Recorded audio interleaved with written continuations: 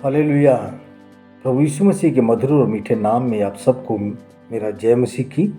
मैं उम्मीद करता हूं कि आप सभी छोटे से बड़े तक आप अच्छे होंगे और आप बड़े ध्यान से इस विश्वास की अद्भुत रेखा की किताब को आप सुन रहे हैं।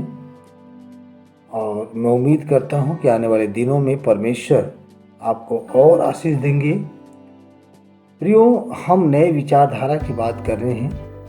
मसीह यीशु में आने के बाद अगर आपका विचार एक नया नहीं होता है, नवीनीकरण नहीं होता है, तो असंभव है कि आप आशीष को प्राप्त कर सकें, क्योंकि वचन कहता है कि तुम अपने आप को नया बना लो, मेरी सी चाल चलो, अपने पुराने मनुष्यत्व को छोड़ दो। और परमेश्वर का वचन सत्य है और वो अपने वचन के अनुसार पूर्ण करता है। इसीलिए आज हम इस किताब के अंदर भी देखते हैं दूसरी बात को। अगर आप अपने जीवन में चमत्कार देखना चाहते हैं तो आपका देखने का नज़रिया, दृष्टिकोण बदलना होगा और वचन के अनुसार होना होगा, तभी परमेश्वर आशीष देंगे। हम आगे देखते हैं। चमत्कार के दृष्टिकोण से सोचिए। आपने नकारात्मक विचारों को सकारात्मक विचारों में बदल दिया है। इसके बाद दूसरा नियम है, अपने विचारों को चमत्कार के दृष्टिकोण से सोचने के लिए प्रशिक्षित कीजिए। इस बात को हम यीशु के शिष्यों के जीवन में देखते हैं। एक बार यीशु गलील में गया और 5000 पुरुष उसके पीछे हो लिए। इन 5000 पुरुषों के अलावा शायद 10,000 स्त्रियां थीं जिनके पास बच्चे भी थे। कुल मिलाकर वहां पर करीब 20,000 लोग एकत्रित थे। शाम के समय जब लोग भूख से व्याकुल हो गए, अंधेरा होने लगा, ठंड भी बढ़ने लगी, स्त्रियां और बच्चे जहां बैठे थे वहीं पर लेटने लगे। यीशु मसीह ने फिलिप्पुस को बुलाया। फिलिप्पुस, मैं देख रहा हूं कि यह सब लोग भूखे हैं, उन्हें खाने के लिए कुछ दो। तो फिलिप्पुस ने इस बड़ी भीड़ को खाना देने की मसीह की आज्ञा को ग्रहण किया। यदि हम इस घटना को आधुनिकता में देखते हैं तो हम फिलिप्पुस को एक नियोजन मंडल बनाकर इस भीड़ को कैसे खाना दिया जाए इसकी योजना बनाते हुए देख सकते हैं। सोचिए कि वह शिष्य वर्ग में जो विचारशील लोग हैं उन्हें एकत्रित कर रहा है और उस मंडल का अध्यक्ष बनकर वह सभा का आरंभ करता है। भाइयों, प्रभु यीशु मसीह ने मुझे आज्ञा दी है कि इन 20,000 लोगों को इस जंगल में भोजन दे।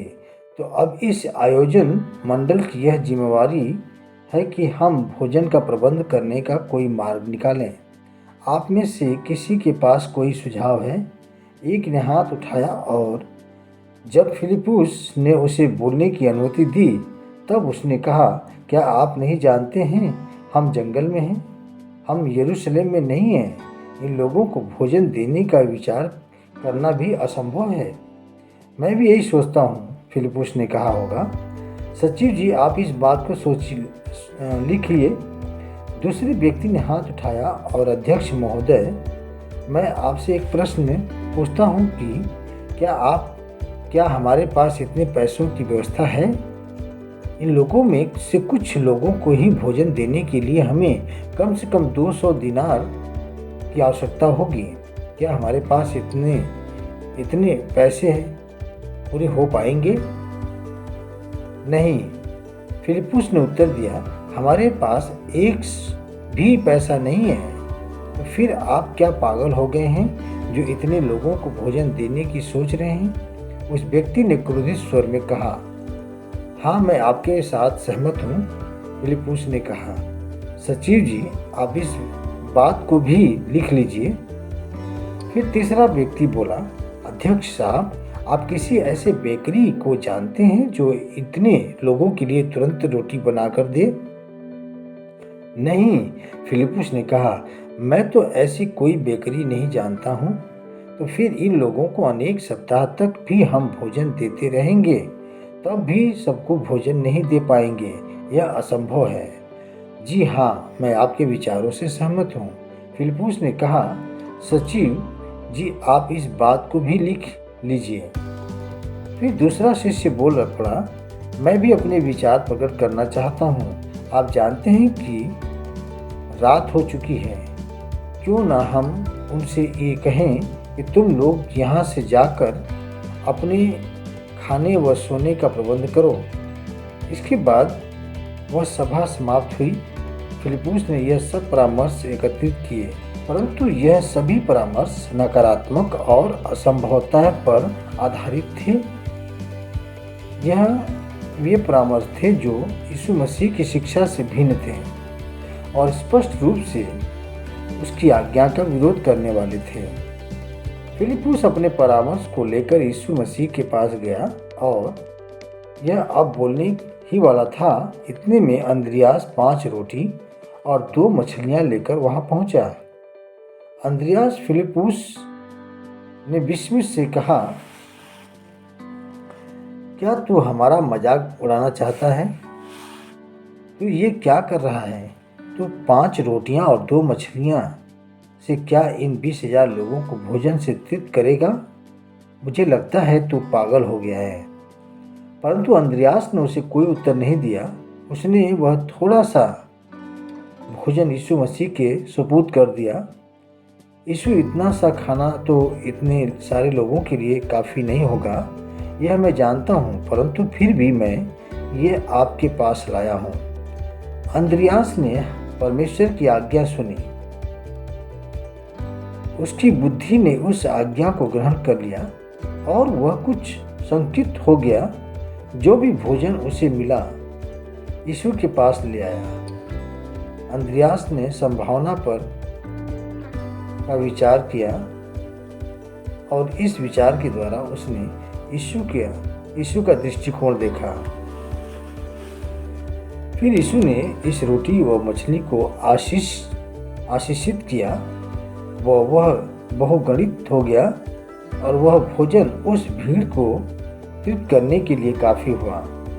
सभी मसीही लोग यीशु के लोग होते हैं, परंतु मसीह में 2 प्रकार की विचारधाराएं हैं। एक तो फिलिप्पुस की विचारधारा और दूसरी अंद्रियास की विचारधारा। दुर्भाग्यवश अनेक कलीसिया फिलिप्पुस की विचारधारा का अनुकरण करती है। वे केवल असंभव का ही विचार करते हैं। वे यही शिकायत करते हैं कि अंधेरा बहुत है और यह जंगल है। उनका विश्वास थोड़ा है और वे असंभव के विषय में ही बोलते हैं। आप इनमें से कौन सी विचारधारा को अपनाते हैं? मैं जानता हूं कि अनेक विद्यार्थी अनेक विभिन्न पाठशाला और महाविश्वविद्यालयों में शिक्षा करने जाते हैं, परंतु आप अपने वैचारिक जीवन में कौन सी विचारधारा का पालन करते हैं? क्या आप फिलिप्पुस की विचारधारा का अनुसरण करते हैं या फिर आप अंद्रियास की विचारधारा का अवलंबन करते हैं? जब परमेश्वर ने 1969 में मेरे हृदय से बातचीत की और मुझसे 10,000 लोगों के बैठने के लिए चर्च की इमारत बनाने के लिए कहा, तब मैं भयभीत हो गया। प्रत्येक क्षण मुझे फिलिप्पुस की तरह लगता रहा। मैंने कलीसिया के वरिष्ठ लोगों से बातचीत की और उनके विचार भी फिलिप्पुस के साथियों के समान थे। वह मुझे कहते थे कि यह असंभव है। जब मैंने अपने चर्च के 600 सेवकों से बातचीत की, तब भी मैंने देखा कि सभी भी उसी प्रकार की विचारधारा के हैं। तो मैंने भी फिलिप्पुस की विचारधारा का पालन किया और मैंने यीशु मसीह के पास आकर बताया कि मेरे लिए ऐसी इमारत बनाना असंभव है, परंतु मेरे हृदय में मसीह ने मुझे आज्ञा दी। मैंने तुझे ये नहीं कहा था कि अपनी कलीसिया के सेवक और वरिष्ठ से परामर्श लो। मैंने कहा था, जा और इमारत बना। प्रभु, मैंने कहा, तू तो जानता है कि यह इमारत बनाने लायक कुछ भी मेरे पास नहीं है। मेरे पास जितने पैसे हैं उससे कई गुना अधिक पैसा इस कार्य के लिए चाहिए। फिर पवित्र आत्मा के द्वारा यीशु मसीह ने मेरे हृदय से बातचीत की। तेरे पास जो अपना व्यक्तिगत है, क्या तू वह दे सकता है? मैं जानता था कि यीशु क्या मांग रहा है, परंतु मैंने उसकी वह विनती समझने से इनकार कर दिया। मैंने कहा, यीशु मसीह, मुझे ऐसा करने के लिए मत कह। मैं जब 30 वर्ष का हुआ तब मैंने विवाह किया और तब से मैंने जो कुछ भी पैसा इकट्ठा किया है उससे मैं एक सुंदर घर बनाकर अपनी पत्नी को देना चाहता हूँ। मैं वह घर नहीं बेच सकता। परंतु परमेश्वर ने कहा, जो कुछ भी तेरे पास है दे दे।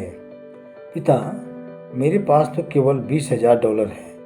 इससे चर्च की इमारत और पादरी के रहने का घर बनाना असंभव है।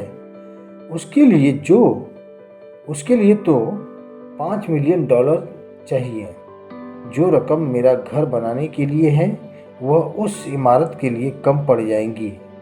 परंतु परमेश्वर ने कहा, अपना घर बेच दे और विश्वास के साथ वह पैसा मेरे पास ले आ।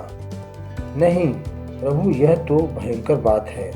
मैंने कहा, मैं ऐसे कैसे कर सकता हूँ? यदि तू मेरे वचन पर विश्वास करता है तो परमेश्वर ने मुझे सांत्वना देते हुए कहा, पहले तुझे अपने पास जो कुछ भी है वह पूर्ण इच्छा से देने के लिए तैयार होना चाहिए।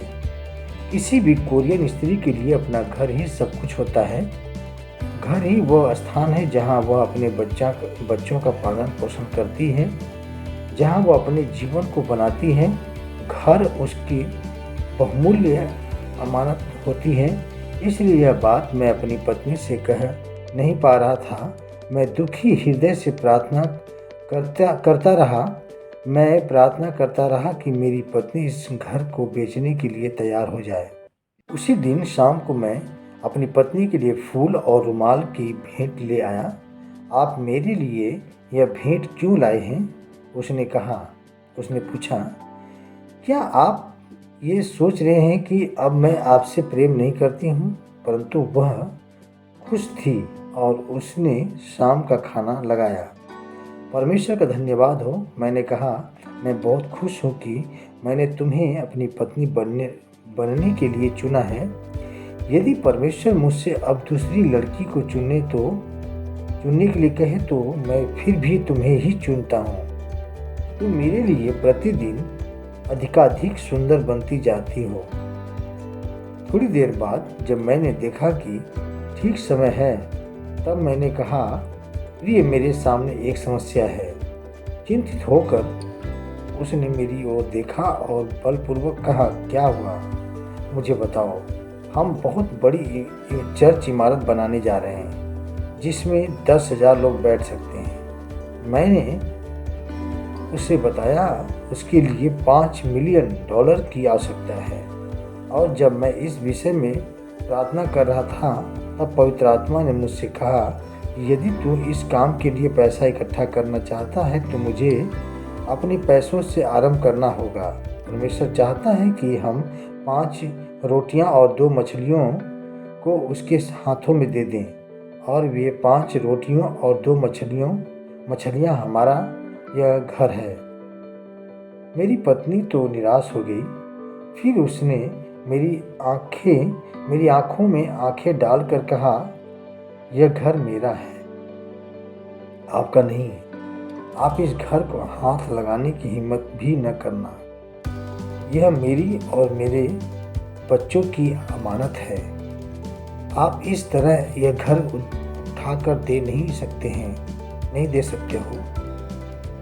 मुझे जिस बात का डर था वही हुआ। फिर मैं प्रार्थना में परमेश्वर के पास गया, हे प्रभु, अब मैं जो कुछ भी कर सकता था किया है। सब कुछ तेरे हाथों में है। अपनी पवित्र आत्मा को भेज और उसका हृदय तोड़ दे ताकि वह समर्पण कर दे।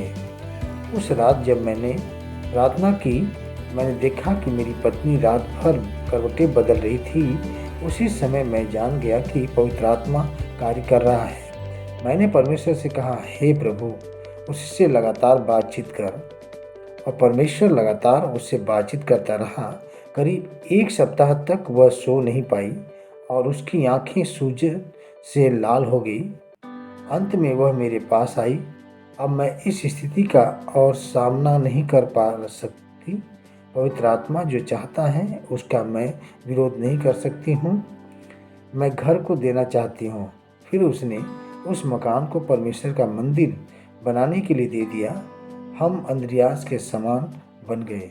उसके हाथ में केवल 5 रोटियां और 2 मछलियां थी, लेकिन वह यीशु के पास इस विश्वास के साथ किया कि उन्हें आशीष करके मसीह उस भीड़ को तृप्त कर सकता है। हमने भी अंद्रियास की विचारधारा का पालन किया और परमेश्वर ने हमारे परिवार को आशीष दिया और कलीसिया को आशीष दिया। और प्रियो, सच में कहना चाहता हूँ कि परमेश्वर उनके जीवन को, उनकी विचारधाराओं को इतना आशीष दिया कि आज पूरी दुनिया में इस बात को जान रहे हैं कि सबसे बड़ी कलीसिया उनके पास है। हम और आप भी इसी विचारधाराओं के साथ हम आगे बढ़ें, अंद्रियास की विचारधारा के अनुसार बढ़ें, क्योंकि परमेश्वर जीवित है। वो आपकी प्रार्थना सुनने वाला है, हमारी प्रार्थना सुनने वाला है। हम उसके उत्तर के इंतजार करें और पवित्र आत्मा से हमेशा कहें कि तू अगुवाई कर। प्रभु हम सबको बहुत ऐसे आशीष दे। आमीन।